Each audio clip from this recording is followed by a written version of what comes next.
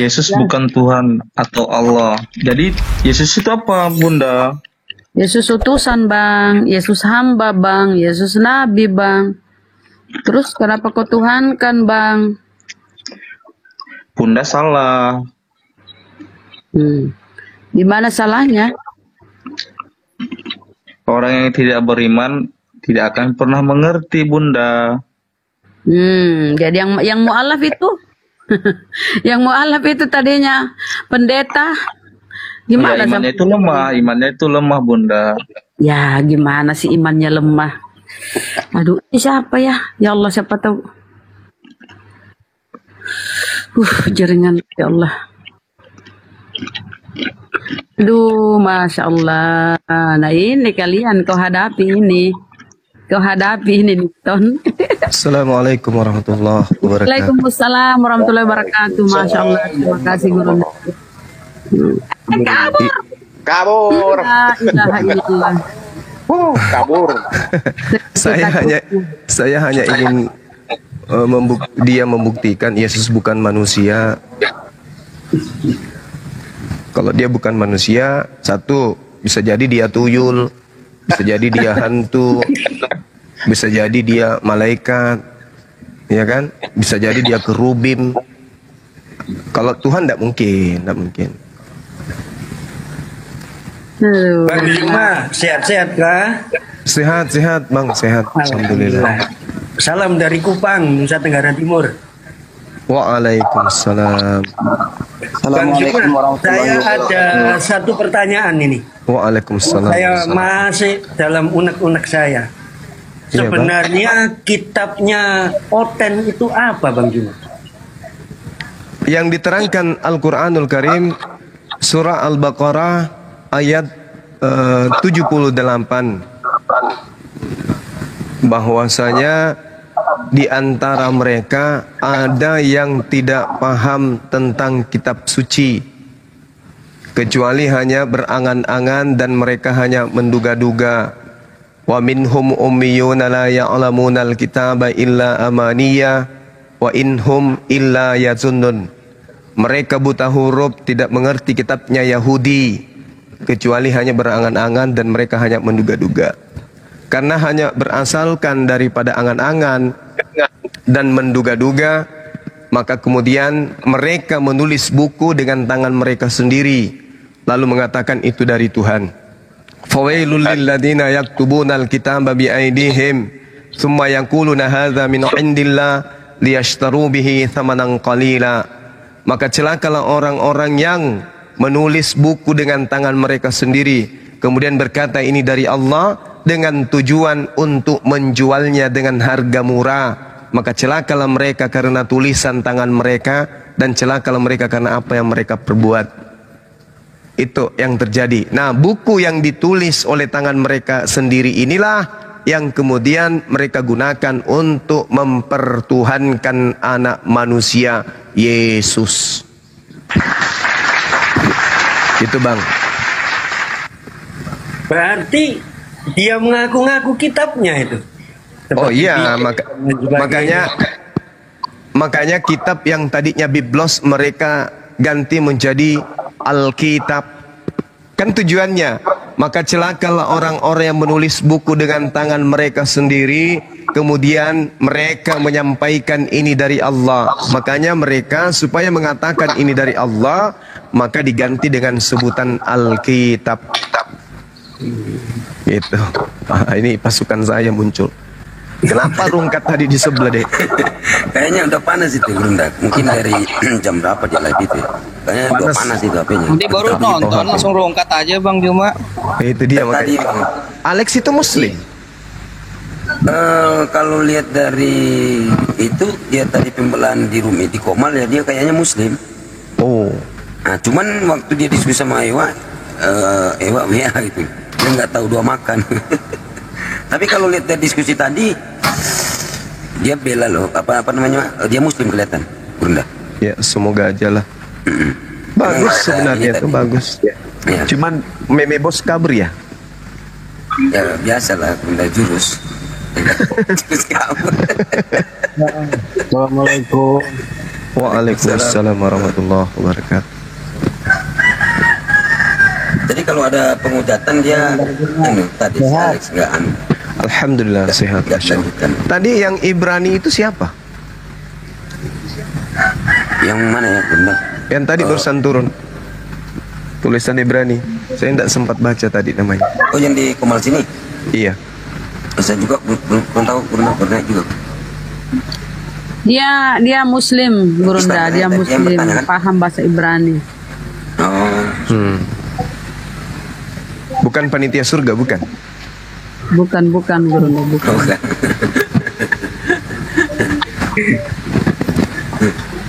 Kalau Bang Juma boleh bertanya,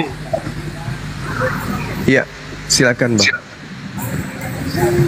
ini saya mau nanyakan tentang dua kata, tentang hidayah dengan taufik. Apa itu artinya? Iya.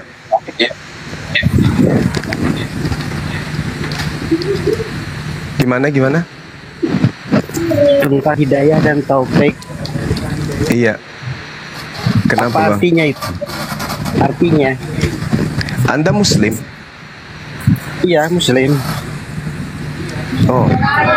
Kalau hidayah itu bisa diartikan suatu pencerahan atau petunjuk.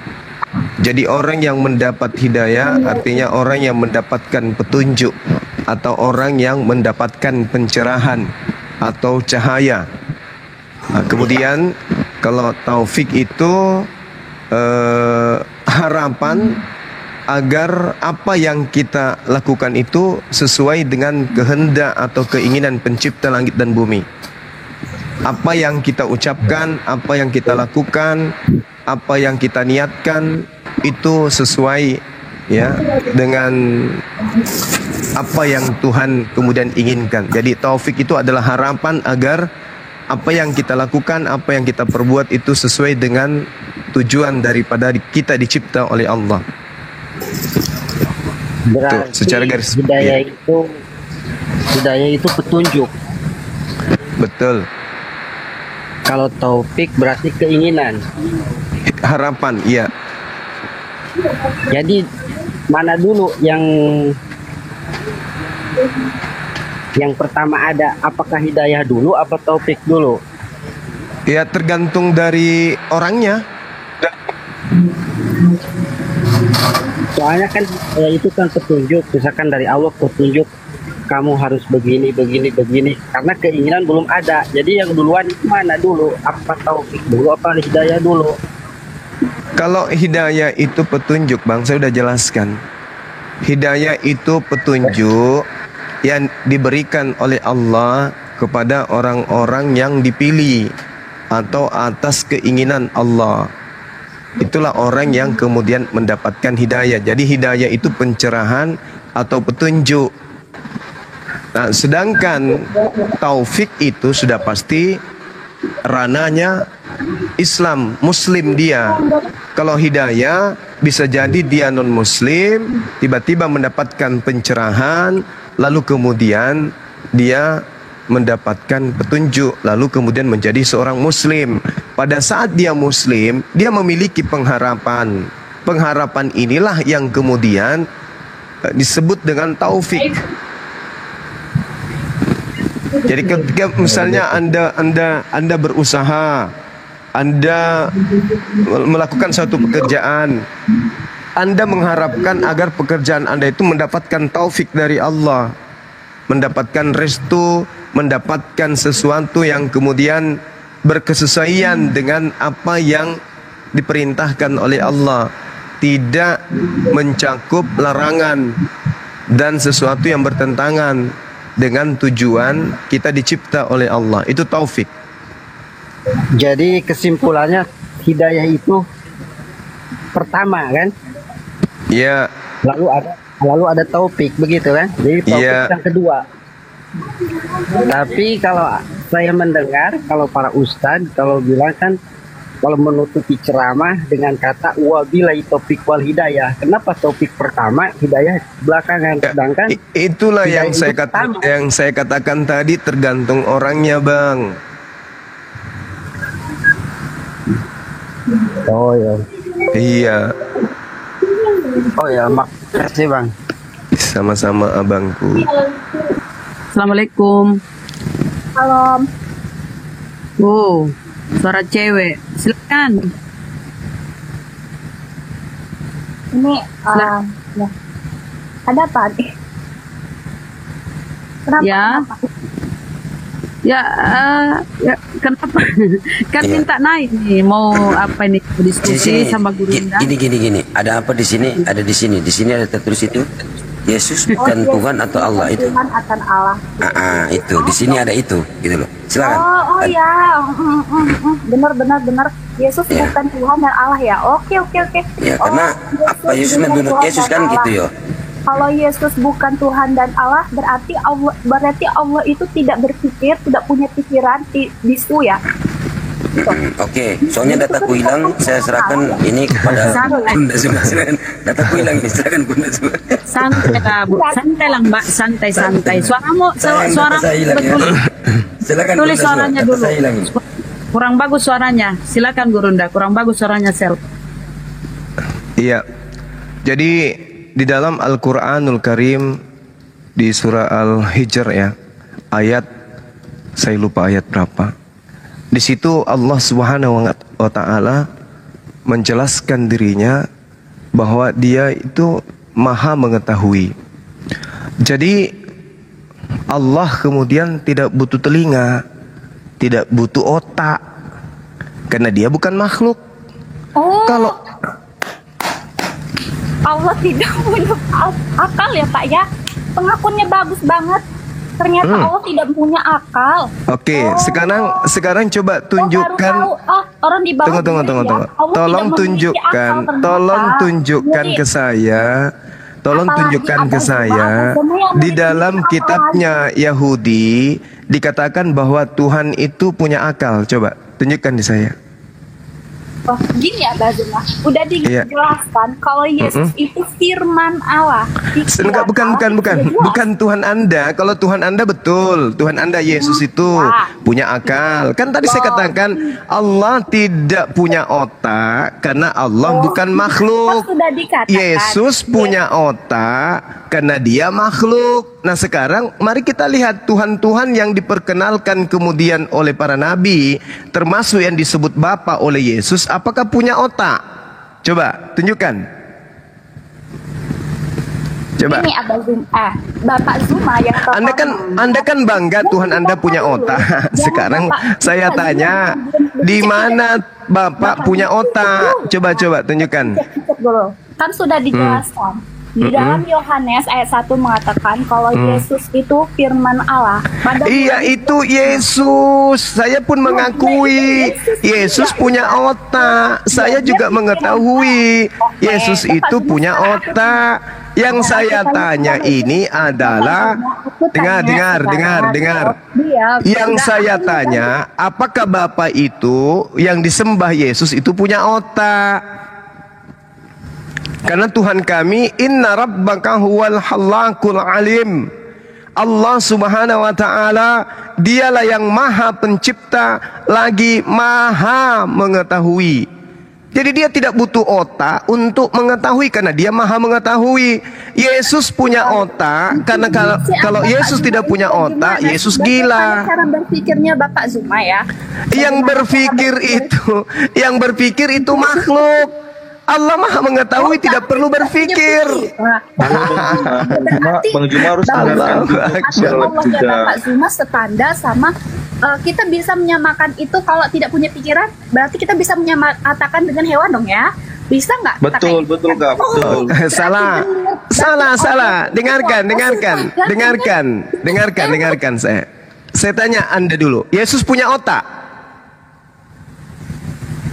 Jawab saya. Yesus punya otak? Ya jelas lah. Karena Oke. apa? Udang punya otak? Iya, punya. Berarti Yesus setara dengan Udang. Diam dulu. Allah Subhanahu wa Bang Juma, Yesus itu tidak Allah bisa Subhanahu wa disamakan sama taala udang. menerangkan dan diterangkan Huwal Khallaqul Alim. Allah dengar. Huwal Khallaqul Alim.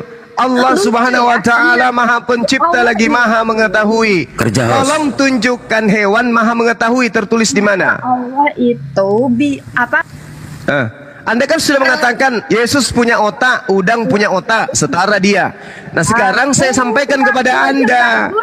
Allah Subhanahu wa taala itu Khallaqul Alim, Maha Pencipta, Maha Mengetahui. Sekarang tolong tunjukkan makhluk mana yang Maha Pencipta, Maha Mengetahui. Tolong tunjukkan ke saya. Berarti intinya gini ya Pak Zuma, berarti Allahnya Bapak itu tidak punya akal. Karena dia bukan makhluk.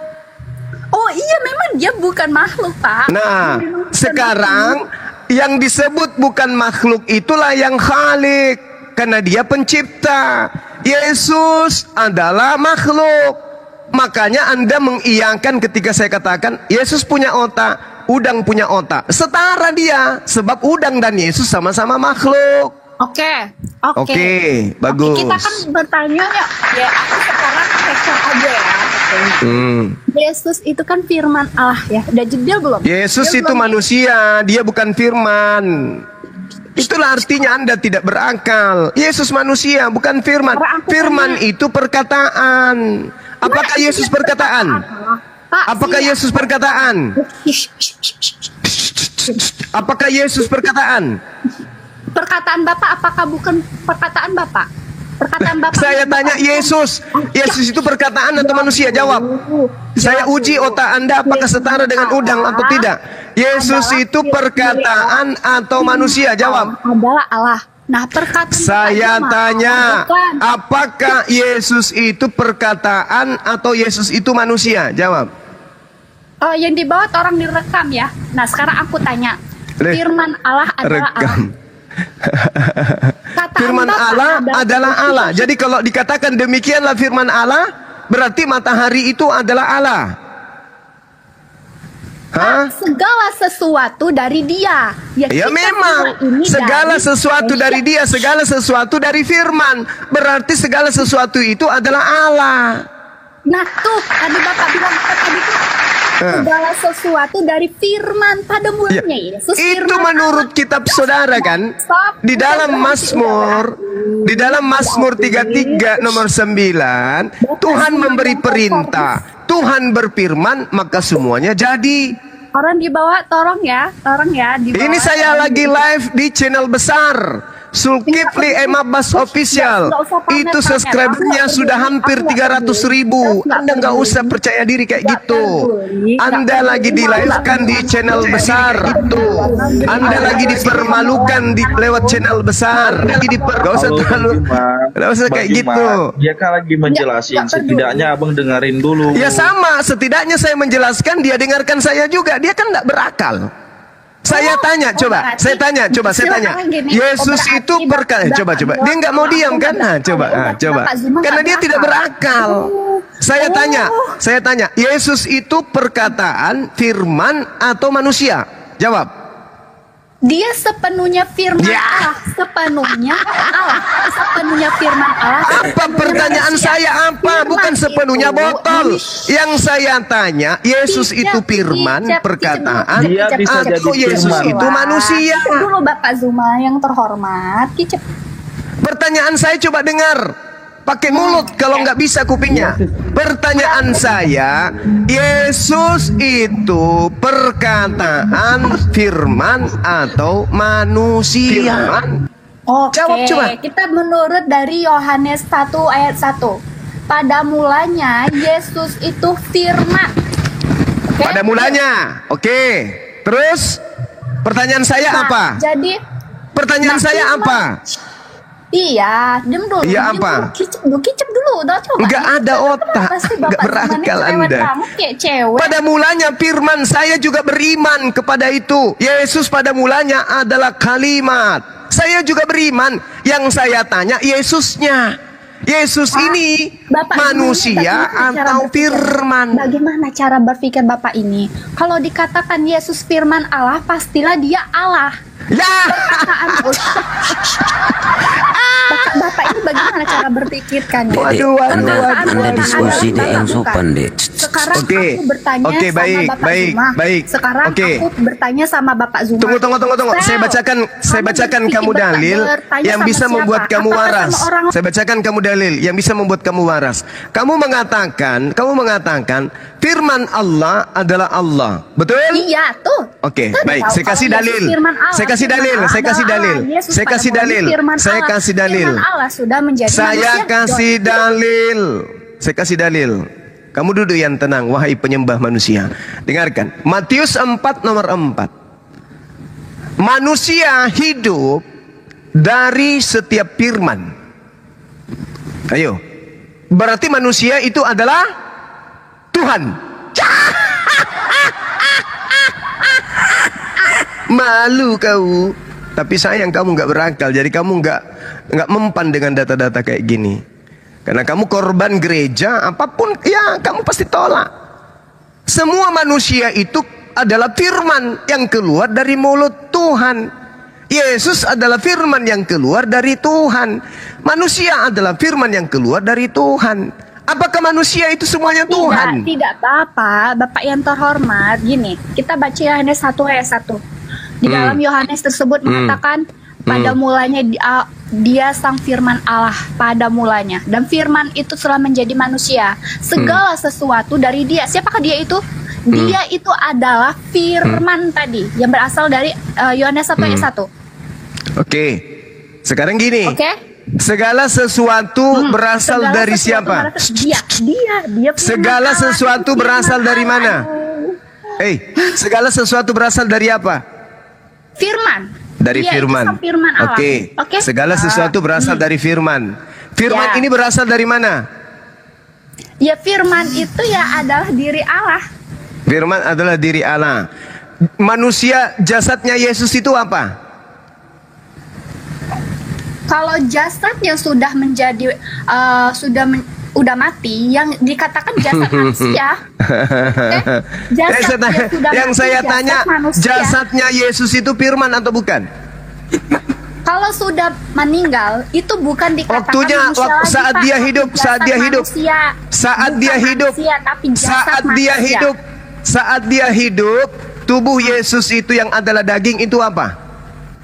Sekarang aku tanya, ada nggak Ya, bertanya dia. Sekarang aku tanya balik sama Bapak Zuma. Jangan geringsang. Parah. Sekarang Anda aku mengatakan segala sesuatu berasal dari dia. Saya tanya, jasadnya Yesus ini berasal dari apa? Iya, berasal dari manusianya lah. Gimana sih Bapak ini? Manusianya ini berasal dari mana? Ya, dari Bapak ini bagi Pak, gini ya. Berarti firman jasadnya itu Yesus adalah Allah.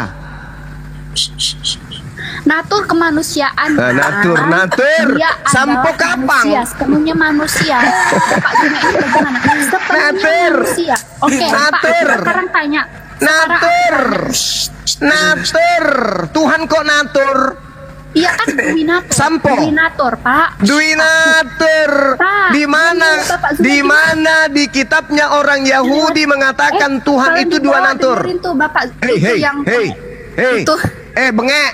Coba kau tunjukkan kepada saya ucapan Yesus bahwa Tuhan yang datang Bapak Tuhan yang Zuma mengutus yang dia terhormat. adalah dua natur. Bapak Bengek. Zuma yang terhormat. Bengek. Bengek. Kau tunjukkan pengakuan Yesus bahwa Tuhan yang mengutus dia itu dua natur. Coba, di mana tertulis? Sekarang aku tanya. Sekarang aku tanya. Ya, Kamu Bapak itu, Zuma kan tanya Bengek, tuh kamu sama aku menjual, sekarang. kamu menjual Diam anak dulu, Maria itu diam dulu. adalah Tuhan. Sekarang aku tanya pertanggungjawabkan, balik, Bapak Zuma di tanya mana dulu sama Yesus aku, karena mengajarkan tadi bahwa udah aku Elohim itu dua natur? Di mana? Jawab deh.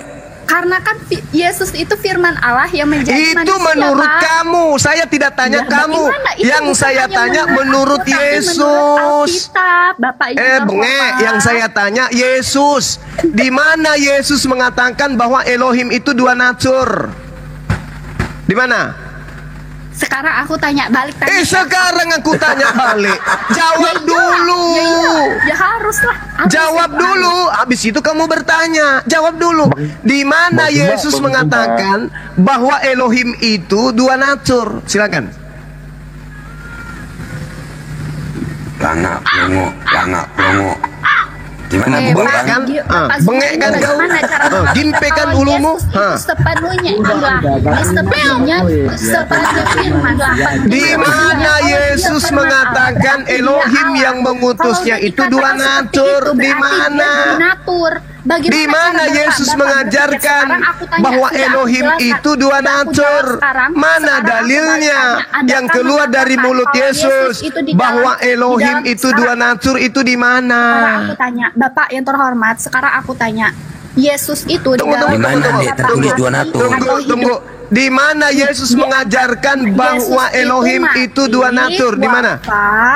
Atau dia itu diangkat? Bengek bener ini Sekarang orang. aku tanya itu, jawab. Jawab. Dalilnya kalau Yesus sudah dikatakan firman Allah, pastilah dia Allah yang menjadi manusia. Firman Allah menjadi manusia. Lah ini apa ini? Apa ini? Matius 4 nomor 4. Coba kamu baca ke saya. Matius 4 nomor 4. Ya Bapak lah yang bacanya. Oke, saya baca. Yesus berkata, ada tertulis, manusia hidup bukan dari roti saja, tetapi dari setiap firman yang terlontar dari Allah. Ayo. Berarti manusia juga adalah firman. Adalah Tuhan. Firman Tuhan. Bapak ini bagaimana sih Pak? Pak. Kalau sudah dikatakan Yesus itu sepenuhnya manusia, dikatakan sepenuhnya ilahi. Tadi kembali lagi ke Yohanes 1 ayat 1 pada mulanya. Siapa yang mengatakan Yesus sepenuhnya ilahi? Siapa? Aku balik tanya. Siapa yang mengatakan Yesus sepenuhnya ilahi? Siapa? Bertanya. Sekarang gantian bertanya. Siapa yang mengatakan Yesus sepenuhnya ilahi? Siapa? Ya karena dia keluar dari roh apa? Dia keluar dari Sang Roh Kudus, ya. Berarti setan juga, adalah sepenuhnya ilahi. Begitu? Ya. Hah? Ya enggak. Aduh, Bapak ini bagaimana sih cara berpikir? Anda mengatakan Yesus itu sepenuhnya ilahi karena Yesus adalah roh yang keluar dari ilahi. Setan di dalam Samuel 18:10 adalah roh yang keluar dari ilahi. Baca. Berarti setan juga adalah kepenuhan ilahi. Bengek. Makanya manusia kok dituhankan pieto mbak.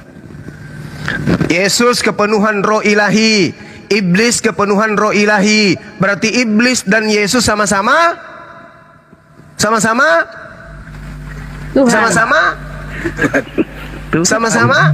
Bang Juma. Sama-sama. Halo Bang Juma. Aduh, Bengek banget. Ya Allah, sakit perut. Ya silakan Bang Hendra, silakan. Pakai ilmu toh mbak. Diskusi dengan kita pakai ilmu lah. Jangan cuman pakai bengek.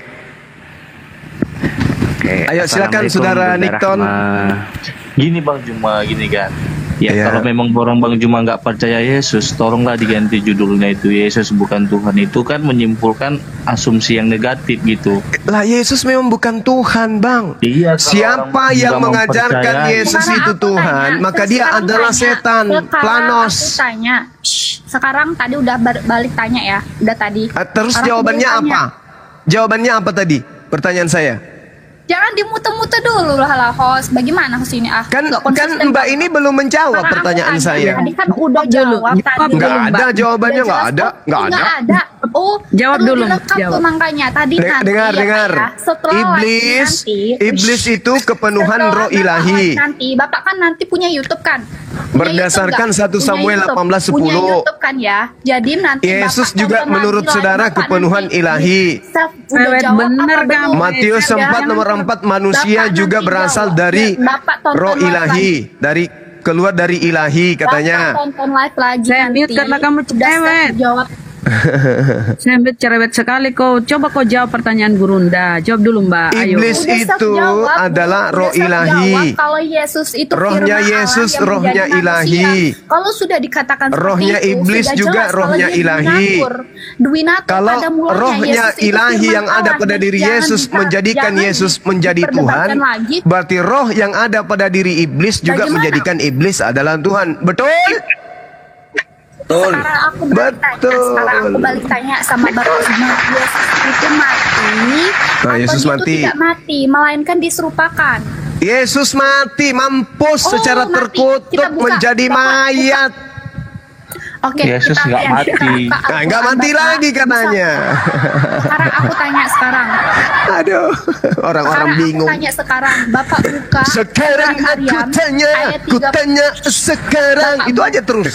Bapak tanya, Bapak buka surat Maryam. Buka ayat apa? Buka 33. ketek. Pesyah, Bapak buka. Coba Al-Quran Bapak jawab. Apa tuh? Bisa nggak? Apa? Yesus itu mati atau tidak di dalam Maryam 33? Yesus itu Memang mati ada atau Yesus tidak? di dalam Al-Quran. Aduh, Parah maksudnya ini. bisa. Parah.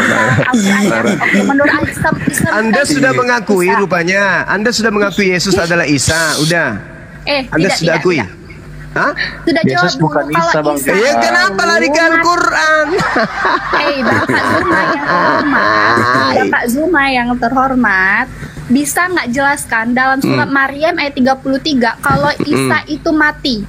Oke. Nabi Isa alaihi salam itu mati. Karena dia berarti manusia. Bapak sudah tidak percaya sama Al-Quran Bapak sendiri ya? Apa itu? Di sini menjelaskan ya. Dengerin di Iya. bawah. Dengerin. Iya. Pasang kupingnya Pak. Iya. Ini surat Maryam ayat 33. Saya Iya. baca artinya ya. Iya. Kesejahteraan semoga dilimpahkan kepada hari kelahiranku, hari lahir. wafatku, dan hari aku hidup kembali. Dor. Iya. Nah, itu Dor. artinya Kok dor? Yesus di sini wafat, baru Ya, wafat. hidup kembali. Dor Wafat itu itu dibesarin mati. dong. Kok kecil kali? Dar. Dibesarin. Dor gitu. Coba. Ya udah cepet. Besarin tadi. dulu Bisa dornya, dulu. baru aku Bapak tanggapin. tadi bilang, Nggak, Aisyah, aku nggak suka dornya kecil. Besarin dornya dulu. cepet. Ya udah dor. Ya kecil, masih kecil lah. Cepetan. Yang Udah, besar. Sambil ketawa Udah dong cepet dornya. dijelasin. Yang Serius. besar. Jelasin. Yang besar. Udah jelasin, udah Pak. Ibu, Yang Pak, ini besar. aku nggak Jelasin, Bang Juma, tadi. jelasin itu, Bang Saya Juma. tidak mau Oke. tadi. Kesejahteraan Oke. semoga Oke. dilimpahkan Baik. kepada hari Baik. kelahiranku, hari Baik. wafatku, hari meninggalku, Baik. ninggoy. Berarti dia Oke. mati suri dong Bang Juma. Baik, Oh, baik. mati suri. Baik. Dengarkan. Dormu terlalu Biarin kecil, pasang jadi kuping tidak dan menggelegar, rekam ya. tidak bagus. Direkam. Oke. Penjelasannya Jadi Bapak, begini. Bapak kalian ini. Dengar saya dong. Ya udah cepetan. Oke, Anda diam. Jadi ketika kemudian saudara ini membawa surah Maryam ayat 33, dikatakan bahwasanya tentang kelahiranku, tentang diwafatkanku, tentang dibangkitkanku. Ini adalah fase di mana semua manusia akan mengalami. Nah, terkait dengan Isa alaihissalam, Isa itu tidak mati sekarang, tidak mati pada masa itu, tetapi nanti mati untuk yang datang kedua kalinya. Kenapa? Karena ayat Pak, lain. ini surat Bapak yang terhormat, ini surat dan ayat ini menjelaskan Dengarkan saya. Anda itu hanya umat terjemahan. Ya. Anda tidak mengerti Al-Quran. Al-Quran mengatakan barrafa'ahu Allahu ilaihi wa kana Allahu azizan hakima. Tetapi Allah telah mengangkat Nabi Isa alaihissalam ke berarti hadiratnya. Bapak tidak percaya sama kita Bapak sendiri. Deal. Saya percaya, Sudah Tante. dikatakan, Saya sudah percaya. Saya percaya. Ini Nabi Isa alaihissalam sedang berdoa keselamatan dan kesejahteraan kiranya semoga dilimpahkan kepadaku pada Sudah saat jelas ini. pada saat aku dilahirkan. Tadi bawah ya, kalau kalian punya Al-Quran, Pada saat aku ada dilahirkan, tafsir Muawiyah dan pada tafsir- saat aku diwafatkan, pada saat aku dibangkitkan hidup kembali. Jadi Nabi Isa alaihissalam Jadi, sudah melewati dua Halo, Bang fase. Juma. Di bawah Dengar, tadi dengar, dia bilang dengar. Kalau Isa itu Dengar. kita menjelaskan Dengar. kamu diam dulu dong. Nanti Dengar saya saya. Isa di sini Kamu Dengar nggak mau saya. diam. Saya Dia keep, diangkat. saya keep. Dengarkan saya, dengarkan saya. Diam dulu Nabi dong, Isa, Kalian bilang dengerin. Nabi Isa alaihissalam itu akan melewati 3 fase. Yang pertama kelahiran, yang kedua kematian, Nah, itu dia. yang kedua Isa kematian, mengalami kematian, Kak. yang kedua Nyimak kematian, dulu, sabar. yang ketiga kebangkitan. Nabi Isa kapan dilahirkan? Sudah lahir. Nabi Isa kapan dimatikan? Belum mati. Nabi Isa kapan dibangkitkan? Belum bangkit. Bagaimana mau bangkit? Mati aja belum. Kenapa dia belum mati? Karena Allah Subhanahu wa taala barrafa'ahu Allahu ilaihi. Aku mengangkat Nabi Isa kepadaku. Berarti dia belum meninggal. Belum. Nabi Isa hari ini masih hidup. Sampai hari ini beliau panjang umur. Baca Mazmur 91. Dengan panjang umur aku akan kenyangkan engkau. Aku akan mengirim malaikat agar menatang engkau di kakimu. Di tangannya agar kakimu tidak terantuk kepada batu. Nabi Isa alaihissalam diangkat ke langit. Dan dia masih hidup sampai hari ini. Dan dia akan datang untuk yang kedua kalinya untuk menghakimi kalian. Setelah itu kemudian ketika dia datang kedua kalinya, barulah dia meninggal, barulah dia wafat dalam keadaan innalillahi wa inna ilaihi rajiun. Setelah beliau wafat, maka dia setelah sangkakala yang ketujuh, Nabi Isa alaihissalam bersama dengan seluruh umat manusia akan dibangkitkan. Jadi Nabi Isa alaihissalam itu baru melewati 2 fase saja. Kalaupun ditafsirkan kata wafat di sana, wafat berarti ditidurkan. Ya kan? Nah sekarang dia diangkat ke langit. Bisa menidurkan beliau. Bisa jadi. Yang pasti Nabi Isa alaihissalam itu diangkat dan belum meninggal dalam arti kata mati seperti layaknya manusia. Paham ya? Oke. Jadi salah Anda ketika Anda membawa narasi itu baru mengatakan Yesus bukan Isa, tapi Anda munafik. Sebenarnya Anda mengambil surah Maryam ini supaya Anda mencocok-cocokkan Yesus adalah Isa. Itulah yang dikatakan bahlul karena 2 natur.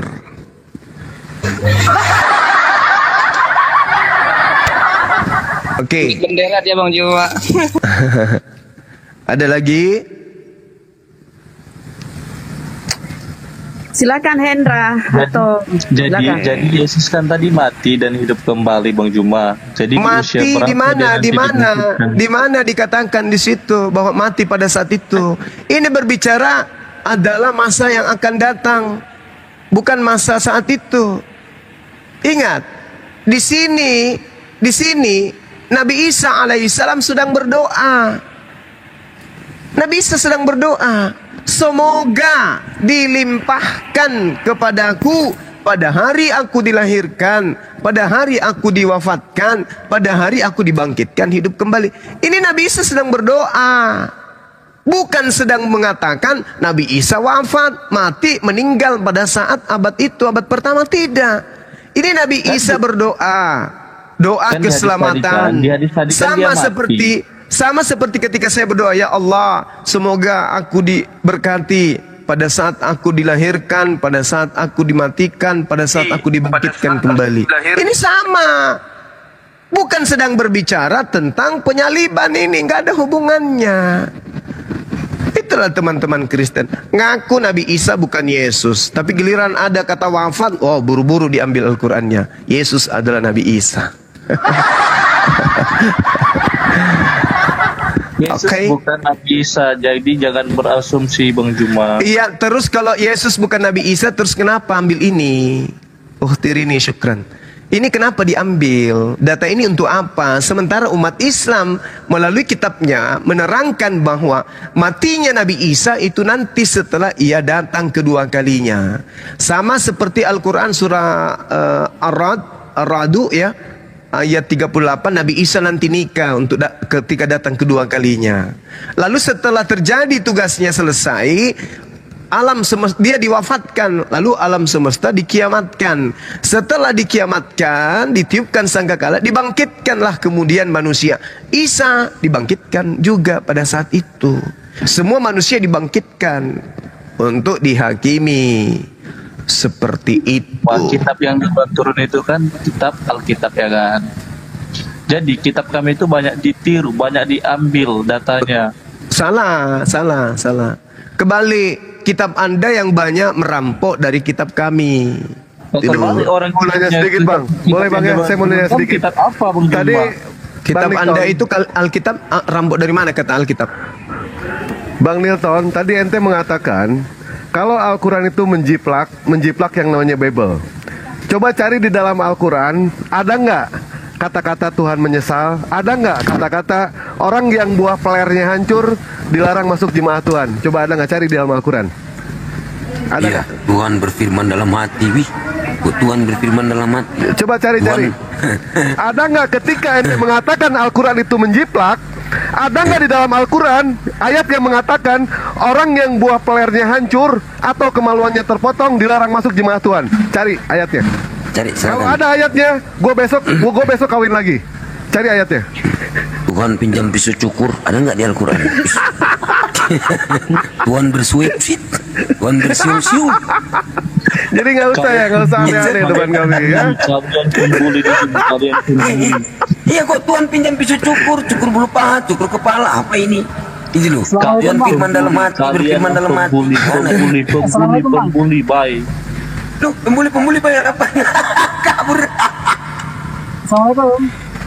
Yes. Waalaikumsalam warahmatullahi wabarakatuh, Bang Rahmat. Tadi aku terpukau sama jawaban abang tadi kan. Kemarin saya lewat beranda saya sedikit itu, terus ada situ cewek, kamu punya otak enggak? Terus ada situ mbak muslim kan, dia enggak pandai jawabnya. Ternyata jawaban sama ada Bang Juma ini. Kamu ngomong apa sih nggak jelas? James. Maksudnya tadi dia mengatakan, mengutip kata-kata Bang Juma, kalau Tuhan itu punya otak, Yesus punya otak, udang punya otak atau tidak? Punya otak. Berarti Yesus sama kayak udang. Ya, Itu jawabannya. prinsipnya itu menghujat Allah. Kamu tidak punya otak, katanya. Bagaimana dek? Panitia surga atau panitia manin? Nah, kemarin kan saya nonton Pak, Anda Islam apa Kristen, Pak? Kecil suaramu, betuli dulu. Pak, Kecil. Anda Islam apa Kristen? aku Islam. Ah, Bapak Islam. Emang Allah punya otak, Pak? Nah, itu kemarin ditanya cikin sama ada mbak Muslim. Maksudnya gimana? Sekarang kalau Bapak pecahkan kepala Bapak itu, otak kan ada di dalam nih. Bukan aku. Sementara manusia ini Iya, Bang. makhluk. Kan gitu. Jangan. Apakah Allah itu punya otak sama seperti Bapak yang di dalam kepala Bapak? Enggak, berasa ya. Enggak kan? Laisa kami sedisai, toh? Nah itulah. Manusia ini kan ciptaan Tuhan, punya otak. Otak itu di dalam kepala Bapak, otak kepala. Dipecahkan kepala itu ada otak. Apakah Allah punya otak itu? Kayak gitu? Enggak kan? Laisa kami sedisai. Allah tidak menyerupai sesuatu apapun. Lagi makhluk kan gitu. Itu kan? Iya. Itu jawabannya kan? Bukan itu. Kemarin Bagaimana? nonton Black Muslim Keliling. Iya. Terus banyak umat Muslim yang di situ naik, tapi Oh. Udahlah, nggak jelas dia suaranya. Bang Hendra Kristen ya? Indra, mana ini? Assalamualaikum warahmatullahi wabarakatuh. Bunda Rahma. Islam ya? Islam, Bunda Rahma ini kita juga. Oh ya. Oke, lanjut. Juga assalamualaikum warahmatullahi wabarakatuh untuk guru saya, Waalaikumsalam. saudara kami, Bang Zuma dan juga para guru yang lain. Izin bertanya Gurunda, kenapa sih mereka saudara kita itu umat Kristen, kenapa kok mereka suka banget gitu loh dengan hadis Sahih Bukhari, Sahih Bukhari 253. Kenapa sih mereka kok doyan banget dengan hadis seperti ini? Apakah karena di kitab mereka nggak ada aturan yang seindah ini gitu, atau bagaimana, Gurunda? Sahih Bukhari membahas tentang apa itu? Yang mereka menyimpulkannya Nabi Muhammad itu memotong tangan seseorang, bahkan mohon maaf menjongkel bola matanya. Kenapa mereka kok begitu suka banget dengan seperti ini gitu loh? Iya, karena sebenarnya gini, mereka kan selalu memproklamirkan ajaran mereka itu adalah ajaran kasih. Kasih, kasih, kasih, kasih. Selalu kasih. Mereka ingin mencuci kotoran yang ada pada wajah mereka dengan cara menjatuhkan baginda Rasulullah Muhammad SAW. Tetapi yang perlu diketahui di sini adalah latar belakang asbabul wurud daripada hadits tersebut. Rasulullah Muhammad SAW kemudian melakukan itu sudah sepadan. Itu sudah sepadan. Kenapa? Beliau datang kemudian untuk menegakkan hukum-hukum Tuhan. Hukum Tuhan yang ditegakkan ini bukan hukum nafsu dari dirinya sendiri, tidak. Coba latar belakang dari cerita ini apa? Bagaimana seorang yang berpura-pura menjadi mu'alaf pada masa genting di antara orang-orang kafir, orang-orang musyrikin, datang kemudian menyamar di tengah-tengah baginda Rasulullah Muhammad SAW sebagai orang yang beriman, sebagai orang yang bertakwa, lalu kemudian mereka sakit. Rasulullah Muhammad SAW memberikan petunjuk kepada orang tersebut. Datanglah ke si fulan yang memiliki onta.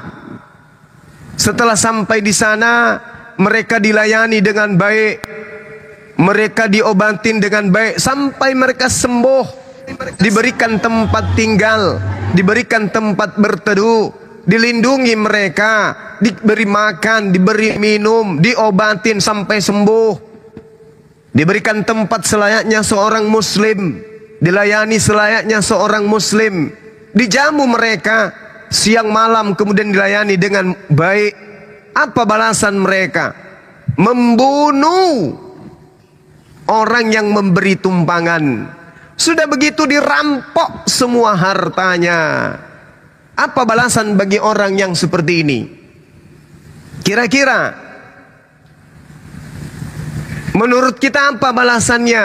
Kalau negara kita ini Indonesia memberlakukan hukum terhadap orang tersebut, kira-kira apa hukumannya? Merampok, membunuh, menzalimi, menganiaya dan seterusnya. Kira-kira apa hukuman negara ini terhadap pelaku? Ada yang bisa jawab saya? Hukuman mati, Bang. Hukuman mati. Rasulullah Muhammad SAW pada masa itu kedudukannya sebagai apa? Ada yang bisa jawab saya? Pemimpin. Dia raja, dia presiden pada saat itu. Salahkah yang dia lakukan? Tidak salah. Sebagai pemimpin tidak salah, sebagai raja tidak salah, sebagai khalifah tidak salah, sebagai presiden tidak salah, pemimpin umat tidak salah, pembawa hukum tidak salah, hukum negara mereka tidak salah, hukum dari langit tidak salah. Apa yang dilanggar? Apa yang dilanggar? Gak ada yang dilanggar. Gak ada. Ali Imran 91 jelas sekali dia datang membawa hukum. Kemudian surah Al-Maidah jelas sekali menerangkan Nabi Musa menerapkan hukum qisas. Nyawa balas nyawa, mata balas mata, tangan balas tangan. Itu hukum Tuhan yang datang kepada Nabi Musa. Lalu ketika kemudian hukum datang kepada baginda Rasulullah Muhammad SAW, kenapa jadi salah? Kenapa jadi salah ketika Rasulullah Muhammad SAW itu kemudian menerapkan apa yang kemudian Allah terangkan kepada dia, kepada beliau?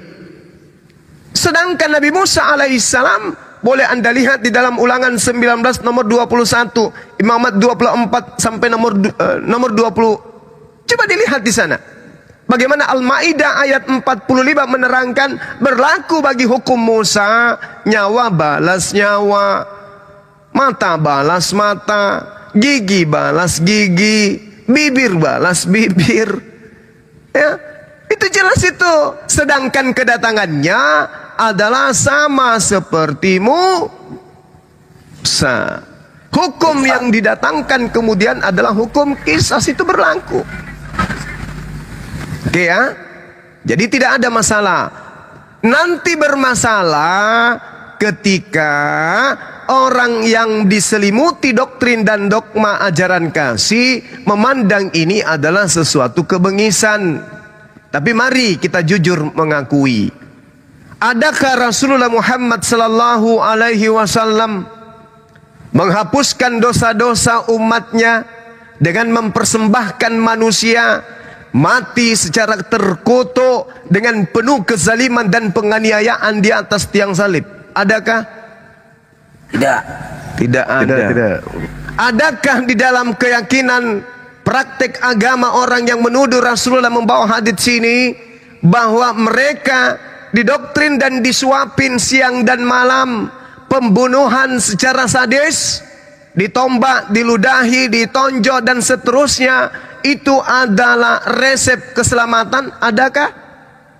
Tidak ada. Ada.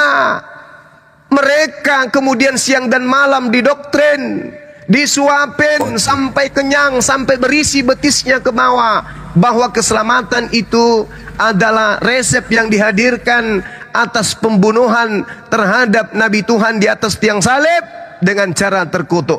Kira-kira sadis mana apa yang dilakukan oleh Rasulullah? Sadis dia. Sadis perjanjian lama, iya. Bukan perjanjian lama aja, perjanjian baru. Oh iya. Coba ajaran Yesus. Orang yang kemudian dieksekusi oleh Rasulullah punya kesalahan, betul?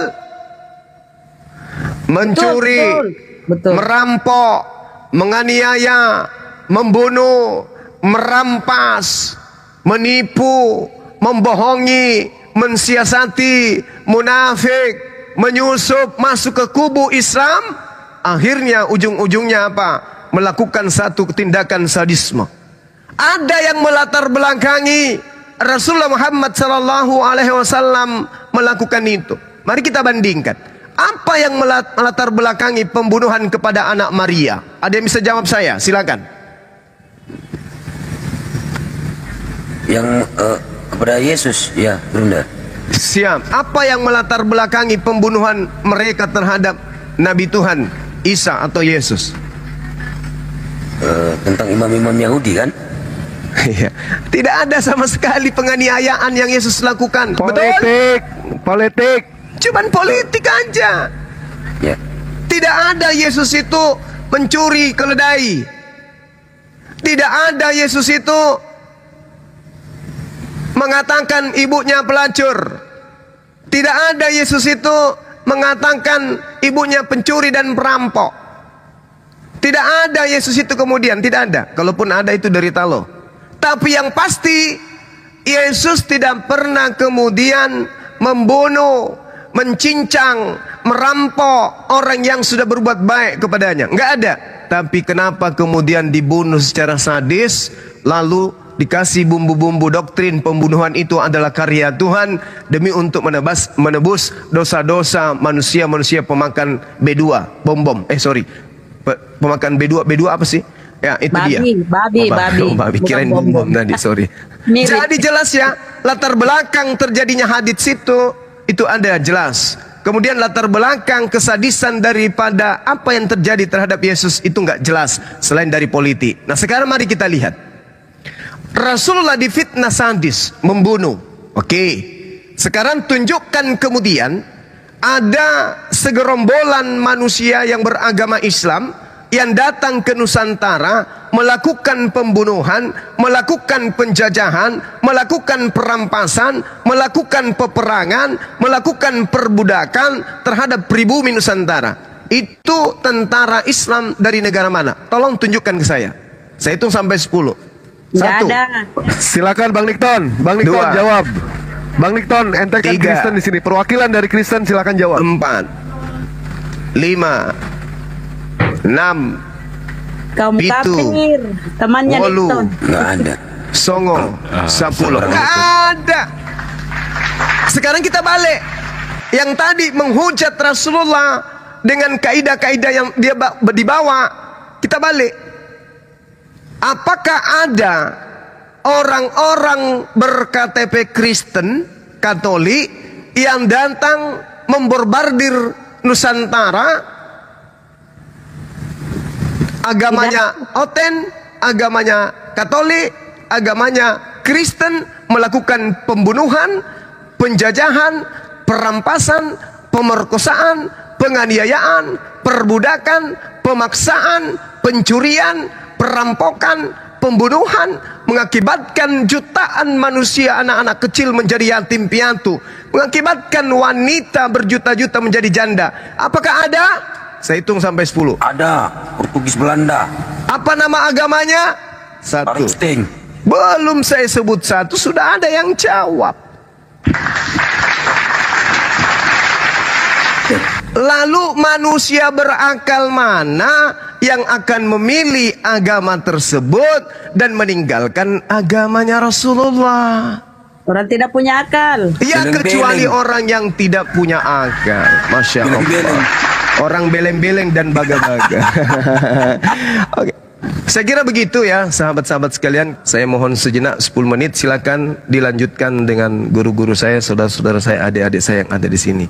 Ada Dinda Jibril, ada Natalia. Ini benar beliau? Iya guru. Oh, Masya Allah. Silakan dilanjut, saya pamit sementara. Dinda Dewa dan yang lain. Ya, Dinda Rahmat. Ya, Assalamualaikum warahmatullahi wabarakatuh. Waalaikumsalam. Boleh menjawab soal hadis tadi, Abangda, Bunda di sini. Boleh. Nah, Bang Rahmat, ini yang namanya Jibril ini, Bang Rahmat. Ini yang namanya Jibril. Sebentar Bang Jibril. Ini akunku yang masih kecil banget, tolong di-follow ya. Akunku yang utama kena banned soalnya sampai minggu depan.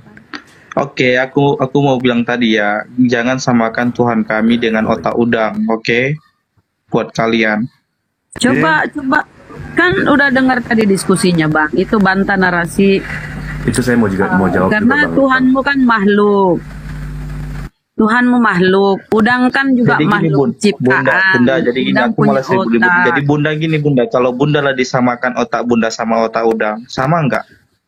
Maksudnya bukan begitu Bang, maksudnya ciptaan Tuhan itu punya otak, manusia punya otak, udang punya otak, binatang punya otak, semua itu ciptaan Tuhan. Tapi kalau Tuhan ya tidak punya otak, itu apa ya aku bilang, dia kan maha tahu. Yang punya otak itu ciptaan. Silakan. Di saat Gurunda Zuma membalas narasi yang dibawakan teman Anda itu, bertanya dengan mengehek-ngehek tentang menyebut nama Allah Subhanahu wa Ta'ala dengan asal-asalan, terus dikomparasi dengan Yesus yang punya otak sama udang itu, Anda marah? Anda nggak tegur teman Anda? Coba Anda jawab. Sorry tadi nggak dengar aku yang itu. Cuma kalau itu saya tegaskan jangan samakan sama udang karena beda. Selective hearing ya, cuma mendengar apa yang Anda mau ya. Perumpamaan Bang, silakan Bang Jibril mungkin mau tunjukkan data tadi. Silakan Bang Jibril, gedein aja. Bang Munarama, gedein Bang Jibril.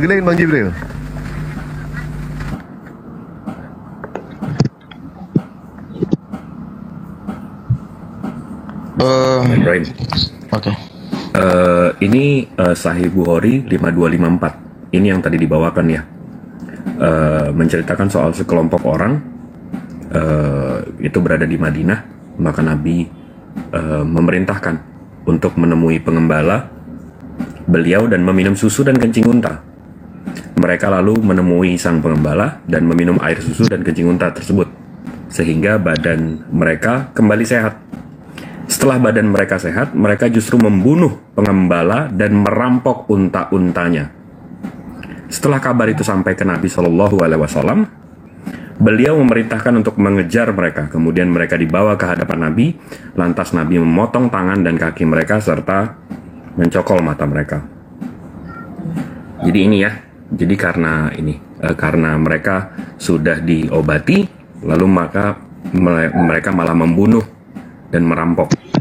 Dan ini sanatnya ada 4. Ini kenapa nih warna merah dan warna pink? Kalau kita lihat warna merah dan warna pink ini yang warna merah ini sifatnya makbul. Ialah perawi yang diterima periwayatannya dan dapat dijadikan sebagai hujah. Ya, itu satu. Habis itu soal kencing unta. Ini selalu dibawa-bawa nih hadis ini, selalu digoreng-goreng. Ini mudah-mudahan menjawab ya. Kalau antum ke ini nama websitenya ncbinlm.nih.gov. .gov ini pemerintah punya. Pemerintah mana? Nih saya translate ya. Nih maaf nih pakai laptop, biasanya pakai komputer. Di sini saya translate. Situs web resmi pemerintah Amerika Serikat. Ya, ini pemerintah Amerika Serikat. Mereka membahas soal anti-cancer, anti-pellet, gastroprective, hediopractive, effect of camel urine, and a scoping review. Ya, wah ini panjang pembelajarannya. Tuh. Mereka mempelajari urin unta. Nah, ini rupanya obat urin unta ini udah dari zaman kuno. Nah, di sini conclusion itu artinya apa ya? Anggap aja saya bahlul deh. Kesimpulan. Nah, anggap aja saya bahlul. Di sini saya translate ya. Rupanya dalam tinjauan ini Siu menunjukkan efek terapeutik yang menjanjikan dalam pengobatan penyakit tertentu pada manusia, terutama kanker. Berarti sejarah ini kurang lebih obat alternatif zaman dulu. Dan dibuktikan sekarang ini laporan medisnya itu tahun 2021. 1400 tahun yang lalu. Wih, mantap Bang Jibril. Nabi Muhammad ngajarin ini. Kalian ledek-ledek, rupanya ini potensinya menyembuhkan kanker. Masya Allah ya. 1400 tahun yang lalu. Subhanallah. Dan soal itu tadi ayat yang tadi tuh Nabi Isa bisa diwafatkan, dibangkitkan. Nah, ini corpus Quranum. Ini kata per kata. Di sini disebutkan I will die. Will itu apa ya? Akan dimatikan. I will be raised. Aku akan dibangkitkan. Jadi future tense ya. Bukan udah mati atau udah dibangkitkan, tapi aku akan dibangkitkan. Ya. Semoga mencerahkan. Terima kasih abang-abangku di sini waktunya. Mantap. Maha benar Allah dengan segala firman-Nya. Makasih banyak Bang Jibril. Yaitu ya Iwan Pila ya. Bagi mereka yang senang yang namanya ngeledek kencing unta, ternyata kita sudah mendapatkan yang namanya ilmu sennya itu seperti apa. Bahkan saya pribadi pernah menantang kepada orang-orang Kristen siapapun dia. Biarlah saya minum kencing unta 1 gelas, dia minum racun maut 1 sendok. Ada yang berani? Kalau ada yang berani silahkan jadwalkan sama dewa. Kapan mau diacarakan terserah kapan. Ya, itu ya. Siapapun juga. Oten yang berani saya tantang.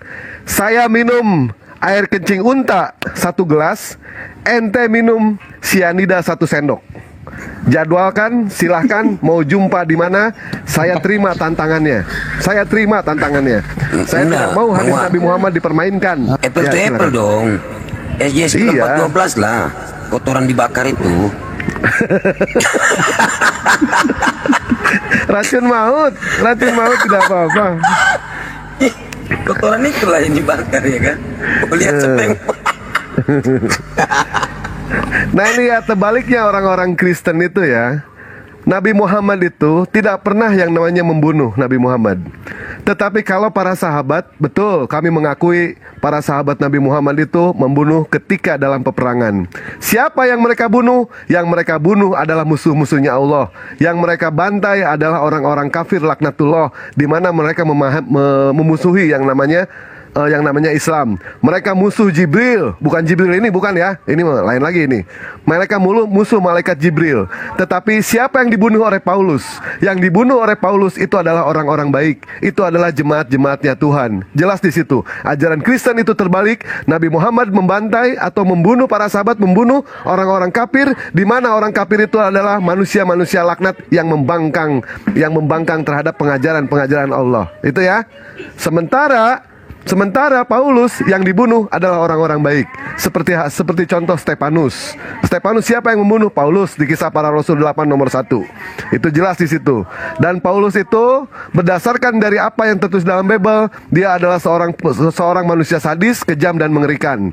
Di dalam Kisah Para Rasul 9 nomor 1, sementara itu berkobar-kobar hati Paulus untuk mengancam dan membunuh murid-murid Tuhan. Ingat ya, murid-murid Tuhan yang dibunuh. Yang konon katanya Paulus itu sudah diangkat menjadi rasul di dalam kandungan, tetapi Tuhan tidak mampu menjaga tabiat dan akhlak Paulus di situ. Di dalam Kisah Para Rasul 9 nomor 4 nomor 5, Saulus, Saulus, mengapa engkau menganiaya aku? Bayangkan ya, jangankan jemaatnya yang dianiaya, Tuhan saja dianiaya sama Paulus. Berdasarkan dari pengakuan Paulus. Di dalam Kisah Para Rasul tadi, Kisah Para Rasul 8 nomor 1, Saulus setuju bahwa Stefanus mati dibunuh. Di dalam Kisah Para Rasul 3 di dalam Kisah Para Rasul 8 nomor 3, di dalam Kisah Para Rasul 22 19 20, silakan baca sendiri di situ ya. Paulus adalah pembunuh, manusia sadis, manusia kejam. Yang dibunuh sama Paulus adalah orang-orang baik, jemaat-jemaat Tuhan. Sementara yang dibunuh oleh Nabi Muhammad itu adalah musuhnya iblis, musuhnya Allah, musuhnya Islam, musuhnya Jibril. Bukan Jibril ini. Ya bukan, ini mah saudara kita ini. Ya lanjut. Jibril TikTok terdata. Bang, tapi kalau soal ngomongin. Sapa dulu, siapa nih? Kita sapa yang baru naik nih ya. Siapa namanya nih? Sobaria. Assalamualaikum. Apa yang disampaikan Sobaria? Minta naik. Waalaikumsalam warahmatullahi wabarakatuh. Enggak, ya, tadi Bu, ada Bang Duma tadi ya udah saya nyimak aja di bawah. Makasih atas pencerahannya. Enggak apa-apa. Terus ini Bang Jibril nggak bisa di-follow, kenapa? Di atas sama Dewa di atas, nggak apa-apa. Kenapa Pak? Ada yang ditanyakan apa? Nggak bisa di-follow? Iya. Nggak tahu, saya udah mau follow tuh nggak bisa di-follow. Bang Dewa udah saya follow. Terus saya suka, sering dengar Bang Dewa juga di komalnya Mbak Hesti, semuanya saya suka. Iya. Makasih Bang Rahman kayaknya saya udah. Iya. Saya suka ini juga di komal di kajian Abah gitu. Suka ikut kajian, suka typing juga di bawah. Ya. Itu bentuk. Apalagi kalau ada Yuni saya paling ini, iya. Ada Yuni paling ini saya. Pernah saya ini juga maki-maki si Yuni, cuman saya langsung diturunin. Saya diblokir malah sekarang, nggak bisa masuk komalnya. Silakan ya naik teman-teman. Bunda Rahma. Ya. Saya udah dinaikin, makasih. Iya, sehat-sehat semuanya. Saya izin turun aja, makasih. Amin. Makasih banyak Bunda. Iya. Dan ini Dewa mau melengkapi. Waalaikumsalam. Nambahin sedikit boleh. Silakan Bang Jibril. Ngomongin soal Paulus ya Bang ya. Saya ketemu data nih Bang. Ini dari talmidi.il. .il ini berarti website Israel ya. Ini World of Follower of the Way, Talmidi. Jadi Talmidi ini catatan penting Yahudi. Nah di sini kalau saya translate Bang, ini dia lagi ngomongin Paulus. Mereka orang Ebion, ini berarti Paulus ya, menyatakan bahwa dia adalah orang Yunani. Ini ngomongin Paulus nih. Dia pergi ke Yerusalem kata mereka, dan ketika ia menghabiskan beberapa waktu di sana, dia terpikat oleh hasrat untuk menikahi putri imam besar. Oleh karena itu, ia menjadi proselit dan disunat. Kemudian ketika dia gagal mendapatkan gadis itu, dia menjadi marah dan menulis menantang sunat dan menantang hari Sabat dan Taurat. Itu catatannya di Epiphanes Penerion 30 16:6-9. Mantap. Siap. Soal Paulus. Kita sapa dulu siapa nih? Like atau Like ya. Like, selamat siang. Ya. Selamat sore. Ya, assalamualaikum semuanya. Oh, Muslim. Waalaikumsalam warahmatullahi wabarakatuh. Silakan, apa yang disampaikan? Gini, Bunda mau nanya ya. Ini kan terkait para nabi di kitab-kitab, baik itu kitab orang Yahudi atau Kristen, kan ada kesamaan kan, seperti Solomon atau Nabi Sulaiman, terus Abraham atau Ibrahim, Musa atau Moses, itu benar gak sih? Iya, Nah, itu kan perjanjian lama itu, Iya, perjanjian mau lama bertanya itu. gini. Ya itu perjanjian lama, Taurat Iya. Musa itu ya, Torah itu di situ semua. Iya, Kitab yang diturunkan kepada Nabi Musa. Ya intinya ya semua kitab itu Zabur, Taurat, Injil, Al-Quran itu dari satu sumber yang sama, itu Allah Subhanahu wa Ta'ala. Allah yang Maha Nah, Suci yang dan Maha mau Tinggi. saya Jadi tanyakan, sama apanya tuh? nah ini kan untuk pemakamannya tuh kan seperti Nabi Ibrahim, terus Sulaiman, Musa, kan itu dimakamkan secara Islam ya, bener gak? Udah di situ. Nah, kenapa apakah mereka percaya juga bahwa itu tuh makam-makam orang-orang yang disebutkan di kitab-kitab mereka juga gitu? Mereka mengambil ini berkiblat ke barat sana ya, ke Italia sana, pakai peti dan pakai jas tutup, kadang pakai dasi kupu-kupu, pakai sepatu kayak mau ke pesta kan. Nah, beda dengan cara-cara dalam Islam. Seperti yang kita baca di ketika Yesus disalib ya, pakai kan dikafani. Orang-orang Yahudi juga begitu ya. Tapi mereka kiblatnya ke barat sana ya, di peti, pakai jas. Beda mereka itu Kristen ya. Beda mereka sendiri. Nah, iya maksudnya orang-orang yang disebutkan dalam kitab mereka kan udah jelas gitu dimakamkan secara Islam, benar gak sih Bun? Itu kan bukan kitab mereka, itu punya Yahudi yang dia tempel di Bibelnya, perjanjian lama namanya itu Taurat Musa. Torah diterjemahkan ke dalam bahasa Yunani, disebut Septuaginta, itu diambil jadikan perjanjian lama namanya, dinamakan perjanjian lama, kemudian ditempel dengan perjanjian baru Bibel berbahasa Yunani, tapi semuanya sudah diterjemahkan ke dalam bahasa Indonesia. Itu yang mereka pakai sekarang, makanya bercampur baur pengajaran tauhid dengan trinitas, pengajaran para nabi-nabi dengan pengajaran bapak-bapak gereja. Bercampur baur ya, jadi mereka bingung sendiri. Ada di kafani, ada dengan peti, campur baur, Mbak. Nah, iya maksudnya Silakan yang lain ya kalau mau menambahkan. maksudnya saudara kan kita ini. mereka kalau orang yang sama berarti kan otomatis kalau orang yang sama terus dimakamkan secara Muslim atau Islam, berarti kan orang tersebut kan menyembah Allah gitu, maksudnya orang Muslim gitu intinya. Ya iya. Nah tapi Iya, cuma mereka kan mengimani apa yang disampaikan oleh Paulus. Ingat, Mbak, perjanjian baru itu terdiri dari 14 surat-surat Paulus. 14 surat-surat Paulus itu, ya, itu surat-suratnya dikirim kepada jemaatnya di Roma, Yunani. Itu dikirim ke sana itu para jemaatnya. Nah, 14 ini mendominasi Bible. 200 lembar lebih di Bible itu surat-surat Paulus. Inilah keimanan mereka dipengaruhi dengan apa yang disampaikan oleh Paulus, ya. Makanya mereka itu bebas memakan segala. Kata Paulus apa? Semua ciptaan Tuhan itu baik, tidak ada yang haram. Ini yang mereka imani. Kalau merujuk kepada perjanjian lama milik Musa, Taurat Musa itu babi haram, minuman tuh haram. Tapi kalau mereka ke pernyataan surat-surat Paulus itu ya, udah semuanya itu boleh, nggak ada yang haram. Jadi 14 surat-surat Paulus itu di Bible mereka, perjanjian baru, mendominasi Bible. Itulah, coba kalian berdiskusi dengan mereka. Yang mereka kutip itu kata-kata Paulus, surat-surat Paulus.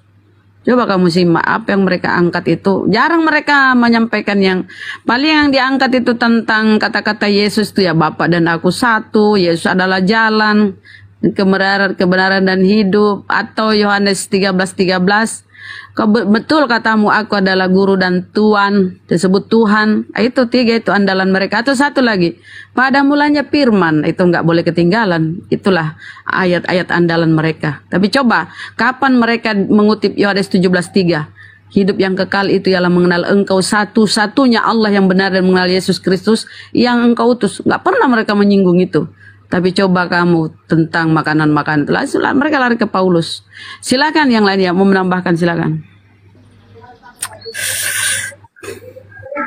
Ya iya, kita kasih perbandingan kan supaya adik kita ini paham apa yang mereka iman itu sekarang. Kan dia bingung kenapa keimanan mereka teman-teman Kristen itu ini ya. Padahal di Bibelnya itu ada Salomo, Sulaiman. Ya silakan Mbak. Apalagi? Mungkin bisa saya bantu tambahkan dikit Bunda. Boleh, silakan. Ya, Bang Dewa. Terkait dengan perbedaan itu ya Kak, siapa ini? Kak Lice. Nah, terkait dengan perbedaan itu sebetulnya tidak hanya berkaitan dengan proses pemakaman saja, namun ada peristiwa-peristiwa lain yang juga dilakukan oleh orang-orang sebelum ya kitab Perjanjian Baru itu sejatinya dilakukan oleh nabi-nabi terdahulu, seperti misalnya seperti sunat. Nah, sama Yesus juga dikhitan. Nah, sama seperti proses pemakaman, Yesus juga dikafankan, dikuburkan sama layaknya seperti seorang Islam. Tapi saya pernah berdiskusi dengan teman-teman Kristen. Nah, mereka beranggapan bahwa khitan ataupun proses pemakaman sesuai dengan yang diberlakukan untuk Yesus, yaitu dikafani dan dikuburkan, itu hanya mengikut bagian dari hukum tradisi. Nah, mengikut dari hukum tradisi, di mana orang-orang Yahudi pada masa itu ketika dia berumur 8 hari itu harus dikhitan. Kemudian harus ketika mati seperti Yesus itu dikafankan dan dikuburkan. Namun kalau orang-orang Kristen sekarang dia menganggap bahwasanya yang terjadi pada Yesus dahulu itu adalah sebuah tradisi, sehingga mereka sekarang itu bebas sesuai dengan tradisi masing-masing berdasarkan daerah dan adat istiadat masing-masing. Seperti misalnya di mayoritas Kristen Indonesia itu ketika mati dipetikan, diberi jas, diberi dasi, sepatu dan sebagainya, karena mereka beranggapan bahwa syariat itu, aturan itu tidak sampai mengatur bahwasanya kalau kamu mati nih harus seperti ini nih, harus dikafani, harus dikuburkan, harus seperti ini. Tidak. Tapi mereka diberikan kebebasan memilih sesuai dengan tradisi dan adat istiadat masing-masing sesuai dengan wilayah masing-masing gitu. Oke, Jadi Bang, udah ini mungkin ya. Kita kasih naik dulu Kristen ya. Udah ya Mbak ya, udah paham mungkin ya dasar-dasarnya. Sering-sering ikut menyimak diskusi Mbak siapa ya? Penyampaian Gurunda, silakan sering-sering ikut nyimak. Kita kasih naik Kristen dulu ya. Ya, baik. Siapa nih yang mau turun dulu nih? Saya kasih turun ya Mbak ya, atau siapa nih? Ya, kita kasih naik. Saya boleh standby di bawah. Lanjut mikir saja dulu, Dai. Saya turun dulu di bawah. Izin dari diri, bisa sambil Apa Lopo? Mbak ini aja kali ya. Saya turunkan udah ya Mbak ya, udah dijawab ya pertanyaannya. Oke, terima kasih banyak ya atas Assalamualaikum pertanyaannya. warahmatullahi wabarakatuh. Assalamualaikum warahmatullahi wabarakatuh. Warahmatullahi wabarakatuh. Turun dulu juga Pak Jibril. Bang Jibril turun. Oke, kita kasih naik dulu ini ya. Dia Kristen apa Muslim? Terima kasih Bang Dama. Izin asar. Iya Bang. Kita sapa dulu Bang Yoga. Selamat sore. Assalamualaikum. Assalamualaikum. Muslim ya. Wabarakatuh. Ya. Aku kira Kristen. Silakan. Muslim. Apa yang disampaikan Bang?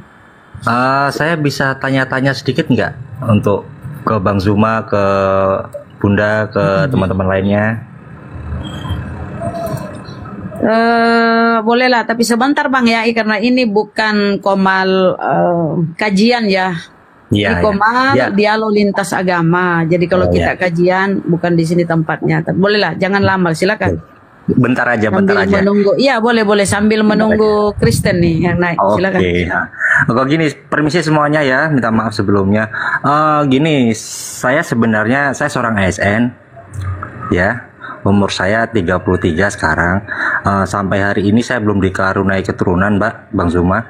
Ini saya punya ada rencana untuk membantu teman-teman kita, saudara-saudara kita yang di Palestina atau apa. Kalau ada, maksudnya ada anak atau apa yang bisa saya adopsi gitu, caranya bagaimana ya? Maksudnya Masya Allah.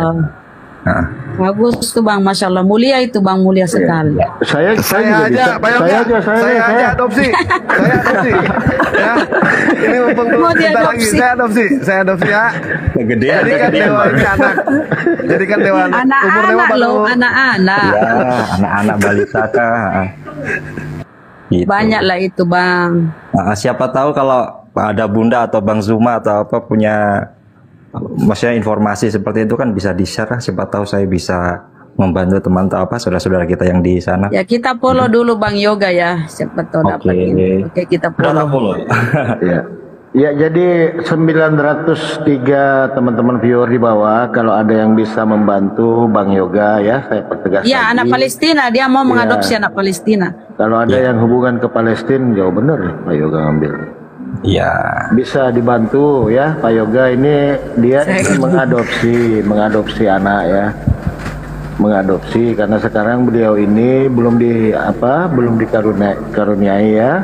Ya, belum putra ataupun putri ya, mungkin belum diberilah rezeki. Tapi ya marilah kita doakan semua ya. Semoga Pak Yoga ini diberikan oleh Allah Subhanahu wa taala apa yang beliau inginkan. Jangan lupa berdoa dan berdoa terus Pak ya, karena Allah itu Maha Pemberi. Insya Allah. Mungkin waktunya aja Pak, waktu banyak antri kan, banyak yang antri minta Pak Yoga ini, kalau nggak minta susah. Gitu ya. Kurang kusyuk mungkin. Oke. Iya. Sebelum lanjut ke Bang Yoga, host saya izin turun ya teman-teman semua di atas dan di bawah, saya izin turun. Mohon maaf kalau ada salah-salah kata ya. Oke ya, host izin turun dulu. Bang Palopo ya. Oh iya. Ya Bang, terima kasih. Siap, sehat-sehat selalu Bang. Waalaikumsalam warahmatullahi wabarakatuh. Waalaikumsalam.